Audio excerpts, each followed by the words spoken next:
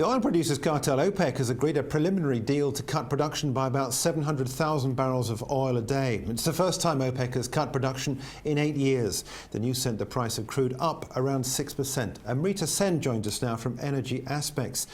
Amrita, you joined us on Monday, and I think actually you were spot on with your forecasts of what OPEC would do.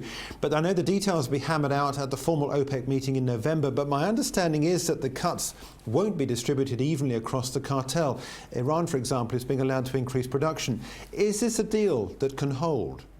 I think the issue over here is that the details still need to be thrashed out. It's a positive that they've come to some sort of an agreement, but I think the devil will still be in the detail. Clearly, the cuts will be led by Saudi Arabia, UAE, Kuwait, and looks like Iraq as well, which I'm a little bit more skeptical about. Iran, from our understanding, will be expected to freeze output at around current levels, not increase.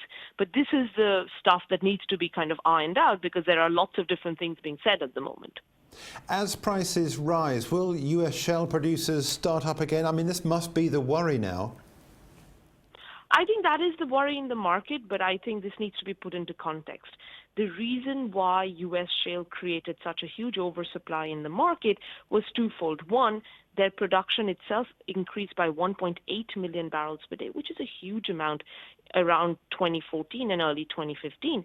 And also, that's the time when rest of OPEC and non-OPEC stopped declining, and they were starting to grow as well. At the moment, U.S. shale production is unlikely to grow anywhere close to that, irrespective of price, because the credit market is a lot tighter. And generally, there's a lot of cautiousness given their debt situation. And two, OPEC production outside of the Middle East, so Nigeria, Libya, Venezuela, but most importantly, non-OPEC production out of the U.S. is falling out of bed. We had August production declines in non-OPEC of 1.8 million barrels per day. The market's tightening, so you will need shale a little bit as long as it doesn't go back to those pre-kind of 2014 days. What about non-OPEC producers outside of the States? Will there be a similar agreement there, such as from Russia, for example? Are they going to want to fall in line, or are they just going to keep on pumping? I think Russia is a tricky one because firstly, OPEC needed to get its house in order, so they need to do that first before they ask Russia to do any sort of agreement with them. But Russia has 500,000 barrels per day of new projects starting up in Q4 16.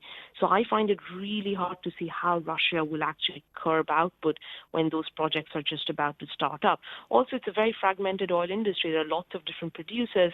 I'm not saying a definitive no, but I think Russia is going to be tricky. They will be involved in the talks in November, from what I understand, but don't expect an involvement from there just yet. So from here, from the end of the year, do you think that the risks remain on the downside for the price of oil? I don't think so. I think clearly the OPEC put is back in many ways because they are starting to support the market with this cut.